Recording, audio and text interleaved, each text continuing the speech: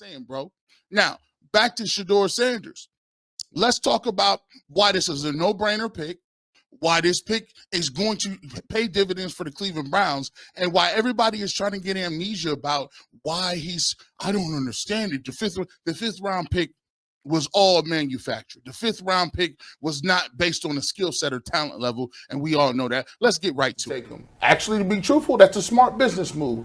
If I'm a businessman and we've already told and signified that we are worried about 2027, we not really want a quarterback high in this draft, why would I not take a lightning rod like this man and put him on my team? And I'm going, listen, we are now the talk of the town again. And if it don't work, you just cut him. My thing is you get the best version of Shedeur Sanders. If you think that he had some skill sets, but the thing that dropped him was his attitude, he was cocky, he was arrogant. Guess what? He's not cocky or arrogant now because the guy that they drafted ahead of him 2 rounds at number 3, Dylan Gabriel, is right here. He's a 4-string quarterback. Yep. He's 4 in the depth chart. He's 4 on a 3-quarterback team. And you know what you got to do. I talked to Cecil Shorts with the recap. I said, Cecil, how is it when you are a pro and you come in and you know that you got drafted or you're brought in with a guy who got a contract higher than yours, picked higher? He said, man, you got laser focus. You don't care about your kids, your mom. You don't even really care about going to the bathroom. All you care about is that playbook, and every single time you get the ball, you got to deliver. You're going to get that from Shedeur Sanders, or he's not going to be in the league. That's it. Because they told you that we don't like you, and they don't like what you bring. They don't like what your daddy brings, correct or not.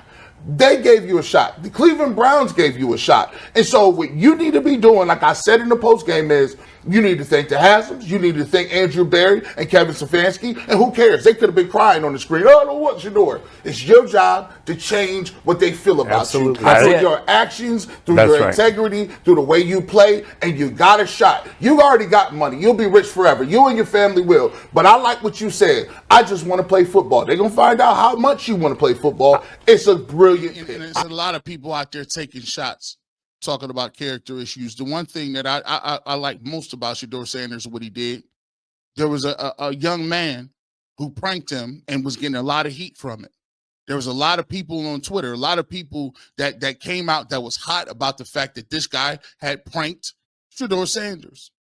And there are a group of people on the internet that sit here that wanted to get the kid to double down, and that wanted him to say, screw it, just go ahead, stand by it. He deserved what he got. He deserved what he got. The young man, he apologized. And when they asked Shedeur Sanders about it, guess what Shedeur Sanders said? Hey, man, it's no, I forget, and don't quote me.